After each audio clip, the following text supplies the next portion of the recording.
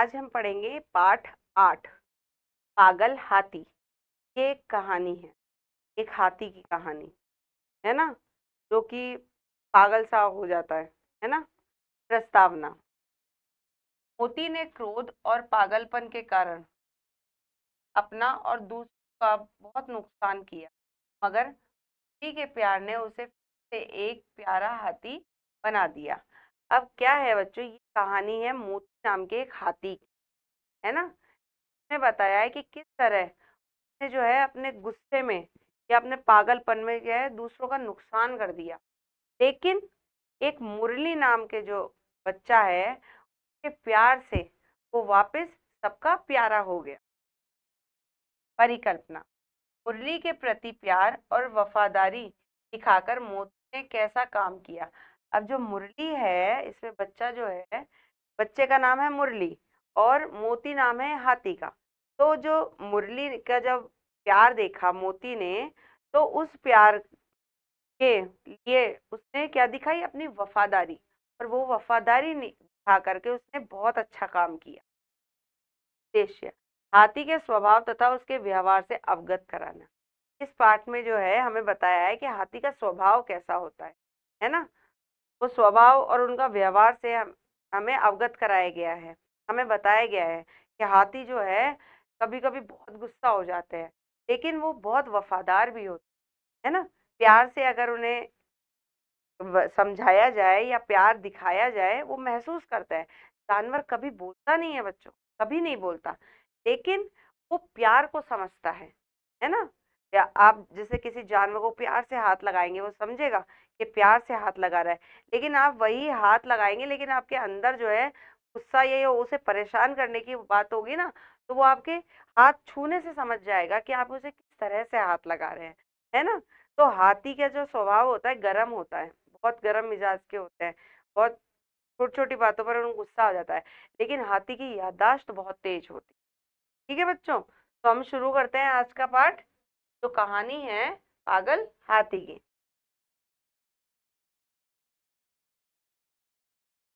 मोती राजा साहब की खास सवारी का हाथी था। खास होता है एकदम, तो प्यारा होता है ना, बिल्कुल खास, एकदम चुनिंदा लोग होते हैं। तो मोती जो है राजा साहब की खास सवारी का हाथी था। वैसे तो वह बहुत सीधा और समझदार था। सीधा, एकदम सीधा सरल सा, समझदार होती है, थोड़ा समझदार होता है। तो वैसे तो वो बहुत सीधा और समझदार था, पर कभी कभी उसका मिजाज गर्म हो जाता था। मिजाज होता है स्वभाव, लेकिन वो वैसे तो बहुत सीधा और समझदार था, लेकिन कभी कभी वो स्वभाव में एकदम गर्म हो जाता था, गुस्सा आ जाता था उसे। वह अपने आपे में नहीं रहता था। उस हालत में उसे किसी बात की नहीं रहती थी। वह महावत का दबाव भी नहीं मानता था। अब हाथी जो था वो बहुत सीधा और समझदार था, है ना। लेकिन क्या था, कभी कभी उसका मिजाज एकदम गर्म हो जाता था, है ना, गुस्सा आ जाता था उसे। गुस्से में क्या था, वो अपने महावत की भी नहीं मानता था। महावत कौन होते हैं बच्चों? महावत होते हैं, आपने देखा होगा, हाथी के ऊपर बैठे रहते हैं, हाथी को जो चलाते हैं, उनके हाथ में एक नुकीला सा त्रिशूल सा होता है, उससे हाथी को चलाते हैं। तो वो जो है इतना गुस्से में हो जाता था कि वो अपने महावत की भी नहीं मानता। एक दिन इसी पागलपन में उसने अपने महावत को मार डाला। क्या हुआ, वो जब बहुत गुस्सा था, तो इसी पागलपन में उसने महावत को मार दिया। राजा साहब ने यह खबर सुनी तो उन्हें बहुत क्रोध आया। मोती की पदवी छीन ली गई। पदवी होती है बच्चों पद या स्थान, है ना, खास होने की पदवी उससे छीन ली। उसे राजा साहब की सवारी से निकाल दिया गया। अब क्यों की तरह उसे लकड़ियां ढोनी पड़ती थी। अब क्या था, उसकी पदवी छीनने के बाद क्या हुआ, उसे जो है खास की लाइन में से हटा दिया गया और कुलियों के साथ लगा दिया काम पे कि लकड़ियां ढो, है ना। अब क्या होता था, वो कुलियों की तरह से लकड़ियां ढोता था। वह जब अपनी इस दशा को देखता तो बहुत दुख होता। वह जब अपनी इस दशा को, अपनी स्थिति को देखता, बहुत दुखी होता। वह सोचता, कहाँ मैं राजा का सबसे प्यारा हाथी था और कहाँ अब मामूली मजदूर, है ना। मामूली का अर्थ होता है साधारण। क्या सोचता था कि कोई समय था जब मैं कितना खास था राजा का, और अब देखिए, है ना, कि मामूली मजदूर हूँ। यह सोचकर जोर जोर से चिल्लाता और उछलता। आखिर एक दिन उसे इतना जोश आया, लोहे की जंजीर तोड़ दी और जंगल की ओर भाग निकला। अब क्या हुआ, उसे जो है एक दिन, मतलब वो गुस्से में चिंगाड़ता चिंगाड़ता, हाथी जब जोर जोर से चिल्लाता है ना, तो हाथी के चिल्लाने को बोलता है चिंगाड़ना, है ना, आवाज जो करता है, और उछलता। आखिर एक दिन उसे इतना जोश आया, इतना उसमें ताकत आ गई, गुस्सा आ गया, कि उसने लोहे की जंजीर तोड़ दी और जंगल में भाग गया।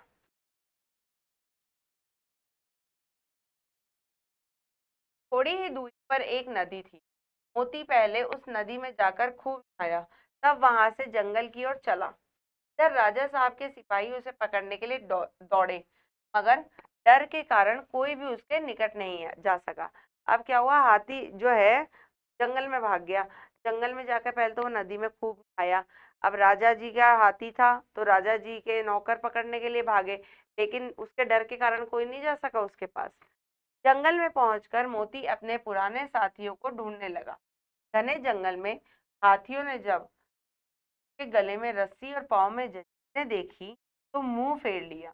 वह भागता हुआ वापस महल की ओर चल पड़ा। अब क्या हुआ, जब वो जंगल में पहुंचा अपने साथियों को ढूंढने के लिए, साथियों ने देखा कि उसके गले में और पैरों में जंजीरें हैं, है ना, तो वो भी उससे बात नहीं की, उसको साथ नहीं लिए, तो वो वापस महल की तरफ आ गया। वह रास्ते में ही था कि उसने देखा राजा साहब शिकारियों के साथ घोड़े पर चले आ रहे हैं। वह फौरन एक बड़ी चट्टान की आड़ में छिप गया। आड़ का अर्थ होता है ओट। अब क्या हुआ, हाथी का राजा साहब जो है जंगल में आए हुए हैं, तो उसने क्या किया कि एक बड़ी सी चट्टान देखी और चट्टान की आड़ में, ओट में, यानी उसके पीछे की तरफ छुप गया। बहुत तेज थी। राजा साहब जरा दम लेने के लिए घोड़े से उतरे। अचानक मोती चट्टान की आड़ से निकल पड़ा और गरजता हुआ राजा साहब की ओर दौड़ा। अब क्या हुआ, मोती जो था चट्टान के पीछे था। राजा साहब थोड़ी सांस लेने के लिए, क्योंकि गर्मी थी के ना, तो उसने देखा, और राजा के जो है एकदम गरजता हुआ गुस्से में दौड़ा।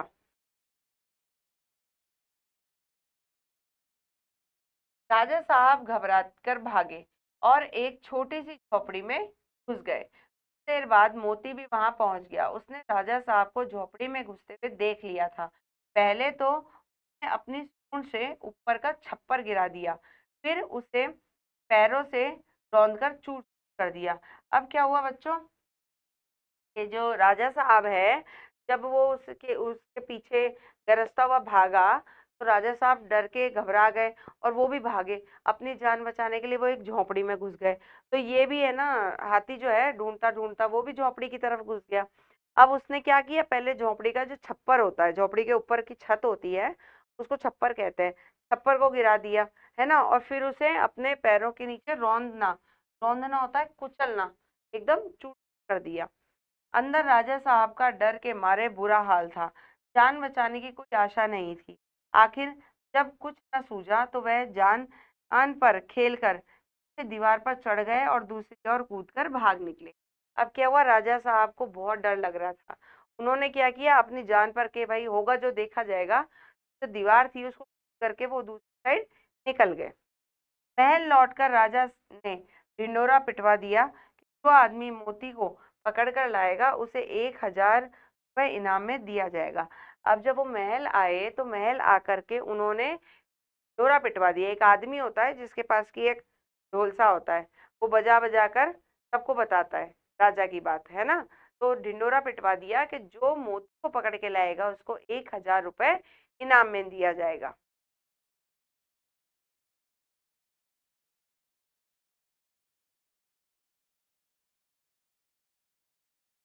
कई आदमी इनाम के लालच में उसे पकड़ने के लिए जंगल में गए, मगर उनमें से एक भी वापस ना लौटा। अब क्या हुआ कि कई आदमी गए उसे पकड़ने के लिए, लेकिन एक भी वापस नहीं आया। हाथी इतना गुस्सैल था, वो कहाँ उनको छोड़ता, है ना, कोई भी वापस वापस ही नहीं आए। मोती ने महावत मोती के महावत का एक लड़का था।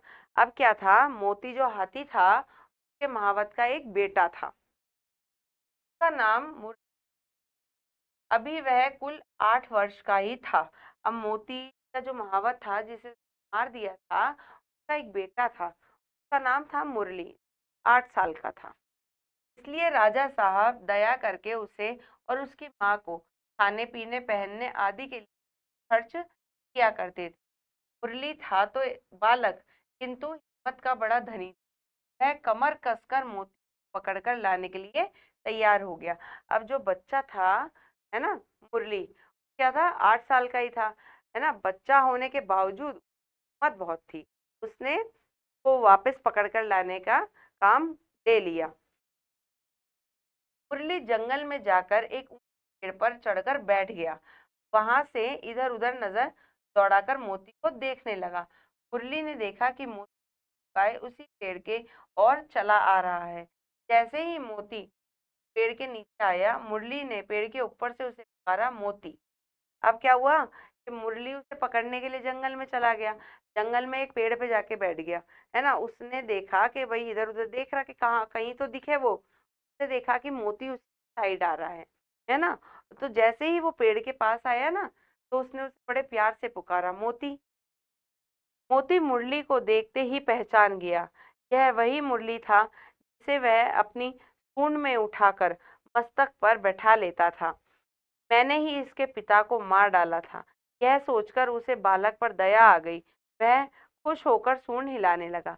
अब मोती जो है, जैसे ही मोती को पुकारा गया, तरफ देखा, क्योंकि बच्चों क्या होता है, हाथी की याददाश्त बहुत, तो उसे याद आ गया कि ये बच्चा वही बच्चा मुरली है जो कि महावत का बेटा है ना। महावत को उसने गुस्से में मार दिया था, उससे पागल हो गया था, काबू नहीं रहा गुस्से पर, महावत को मार दिया था। ये मुरली जो है उस महावत का ही बेटा है। बच्चे को वो क्या करता था, अपने खून से उठा करके मस्तक पर बैठा लेता था। मस्तक क्या होता है बच्चों, माथा। आपने देखा होगा हाथी जो है ऊंट पर खड़े होते हैं और फिर ऊंट पर खड़ा करते हैं लोगों को, या उनका महावत होता है, और फिर उसे ऊपर ले जा करके अपने सिर पर बैठा लेते हैं, है ना। तो ये सोचकर पहले तो उसको दया आ गई कि देखो इतना छोटे से बच्चा को मैंने मार दिया। फिर उसने उसने खुश होया उसे देख करके और अपनी सूंड हिलाने लगा।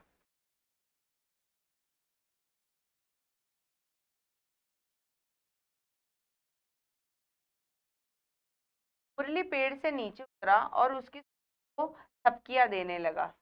फिर ने बैठने का इशारा किया। मोती बैठा नहीं, उसने मुरली को अपनी सूंड से उठाकर पहले की तरह अपने मस्तक पर बैठा लिया और राजमहल की ओर चल दिया। अब मुरली जो है पेड़ से उतरा, उसने मोती को नीचे बैठने का इशारा किया, लेकिन मोती बैठा नहीं, उसने पहले की तरह से ही उसे अपने मस्तक पर बैठा लिया और राजमहल की ओर चल दिया। मुरली जब मोती के साथ राजमहल के द्वार पर पहुंचा, तो सबने दांतों तले उंगलियां दबा ली। अब सबने देखा कि एक छोटा सा बच्चा 8 साल का, तो इतने बड़े बड़े लोग गए उस हाथी को पकड़ने के लिए, कोई वापस ही नहीं आए, और ये 8 साल का बच्चा इस पागल हाथी को ले आया वापस। सबने क्या किया, अपने दांतों तले उंगली दबा ली। चौंक जाते हैं ना एकदम, अरे ये कैसे कर दिया इसने। मुरली ने चिल्लाकर कहा, डरो नहीं, मोती बिल्कुल सीधा हो गया है, अब यह किसी को नहीं मारेगा। उसने कहा कि डरो मत, ये बहुत सीधा हो गया है। राजा साहब ने मुरली को 1,000 रुपये इनाम दिए।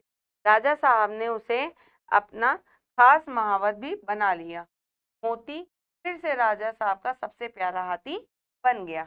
अब मुरली जो था वो मोती आया था वापस, तो राजा साहब ने क्या किया, राजा साहब ने उसे अपने महावतों में, है ना, खास महावतों में शामिल किया और मोती को वापस अपना खास हाथी बना लिया। ठीक है बच्चों, तो ये जो कहानी है ये लिखी है प्रेमचंद जी, है ना।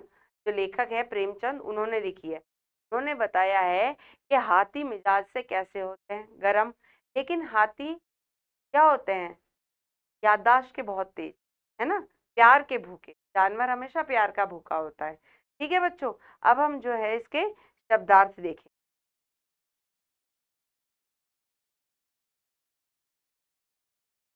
शब्दार्थ, खास, शेष, समझदार, सयाना, महावत, हाथीवान, हाथी चलाने वाला, मामूली, साधारण, रौंदना, कुचलना, आड़, ऊंट, मिजाज, स्वभाव, धा, भोला, दशा, स्थिति, जोश, उत्साह, मस्तक, माथा, पदवी, पद, स्थानीय, ओहदा। ठीक है, ये हमारे होते हैं शब्दार्थ। अब हम इस आएंगे प्रश्न उत्तर पर।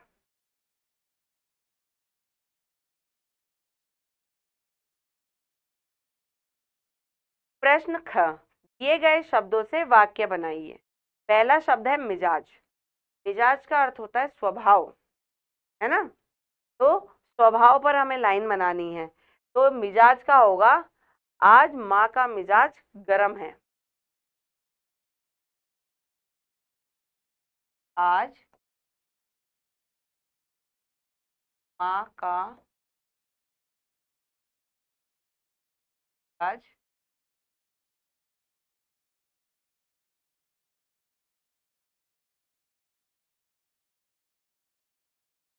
फिर है पदवी।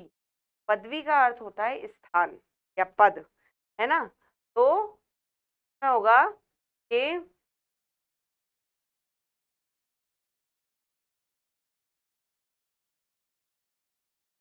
हम लिखेंगे इस वाक्य, पदवी, हाँ, हाथी से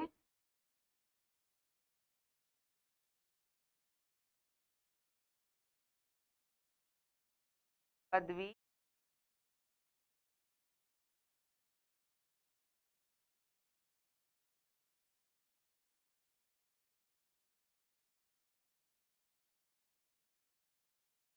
वापस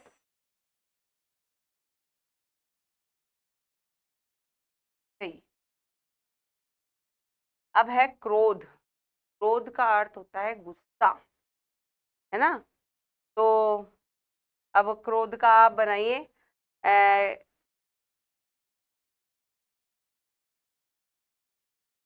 आज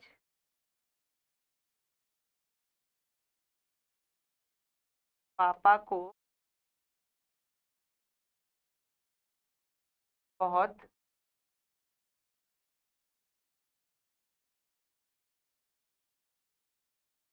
आ है। अब है हिम्मत। हमें संकट के समय हिम्मत रखनी चाहिए।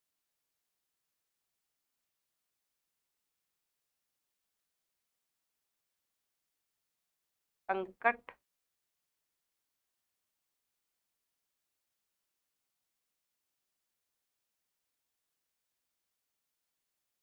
मत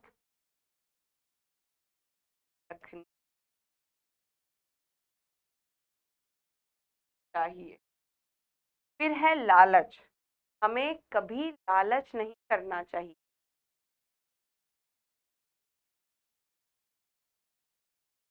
कभी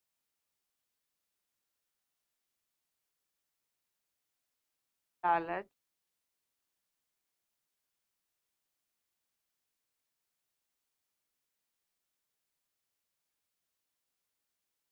यहाँ पे ये ख वाला प्रश्न हमारा पूरा होता है। अब हम आएंगे अगले प्रश्न पर।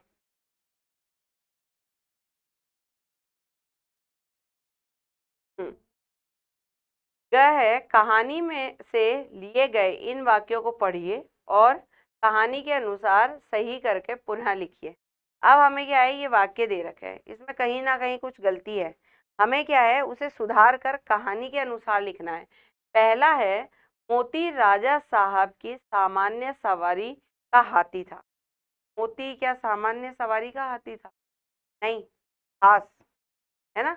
आपको पहले ही उसमें बता दिया गया है कि मोती जो है खास सवारी का हाथी था। शुरुआत में देखिए,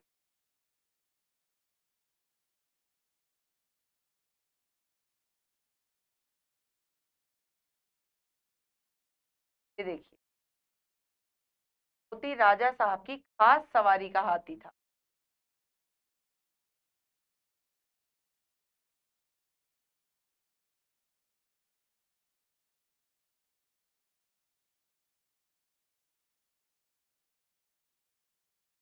राजा साहब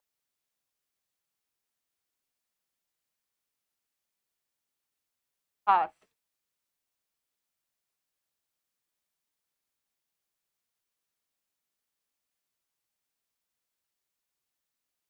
हाथी का।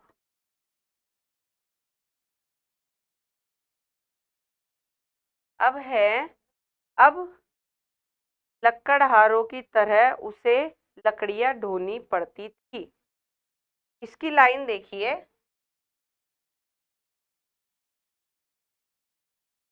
ये देखिए,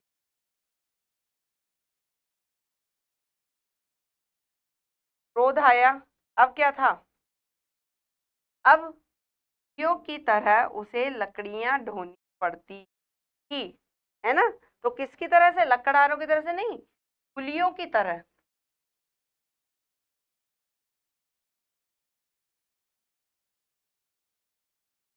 अब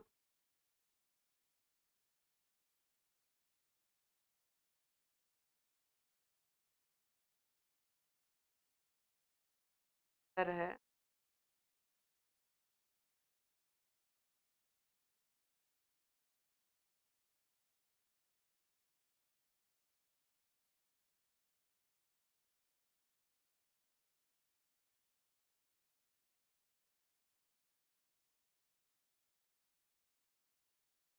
अब अगला है, अंदर राजा साहब का खुशी के मारे बुरा हाल था। तो अंदर राजा साहब का घबराहट के मारे बुरा हाल था, है ना। डर रहे थे ना राजा साहब, क्योंकि हाथी आ गया था। तो ये देखिए, आप उसे डर कह लीजिए या घबराहट कह लीजिए। ये देखिए,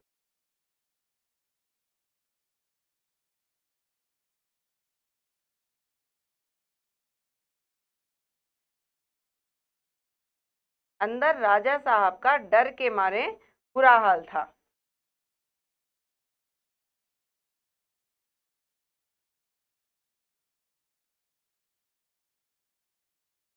सर,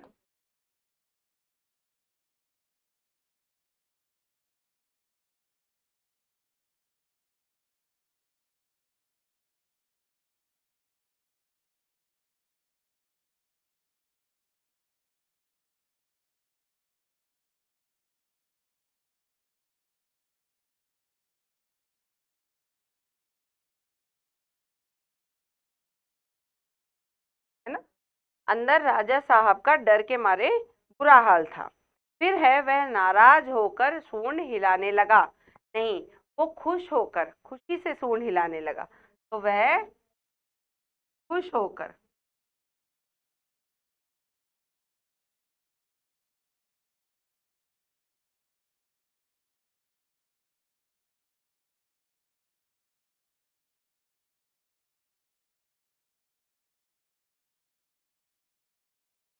अब है प्रश्न घ, सही उत्तर के सामने सही का चिन्ह लगाइए। हमें यहाँ पे प्रश्न है, प्रश्न के विकल्प भी हैं, है ना, उत्तर भी दे रखे हैं। अब हमें जो सही वाला है उसके आगे सही का निशान लगाना है। पहला प्रश्न है, पागलपन की अवस्था में मोती किसका दबाव नहीं मानता था। राजा साहब का, महावत का या मुरली का नहीं मानता था, महावत का। फिर है, राजा साहब अपनी जान बचाने के लिए कहाँ जाकर छिपे। झोपड़ी में, महल में, चट्टान की आड़ में। राजा साहब कहाँ चले गए थे अपनी जान बचाने के लिए, झोपड़ी में। फिर है तीसरा, मोती को जिंदा पकड़कर लाने के लिए कितने रुपए का इनाम की घोषणा की गई थी। 5,000 रुपए, 2,000 रुपए या 1,000 रुपए। राजा साहब ने क्या ढिंडोरा पिटवाया था, जो मोती को पकड़ के लाएगा उसे 1,000 रुपए दिया जाएगा। तो क्या राशि थी, 1,000। ठीक है बच्चों, अब जो है ये पाठ के प्रश्न उत्तर यहीं पूरे होते हैं। इस पाठ में हमें बता दिया गया है कि हाथी कैसे स्वभाव के होते हैं, गर्म स्वभाव के होते हैं, लेकिन सीधे भी होते हैं। तो हमें छेड़खानी नहीं करनी है, कभी रास्ते में हाथी चलता रहे तो आप छेड़ना मत कभी भी, है ना। तो ये पाठ पूरा होता है, अब हम आपसे मिलेंगे अगले पाठ पर।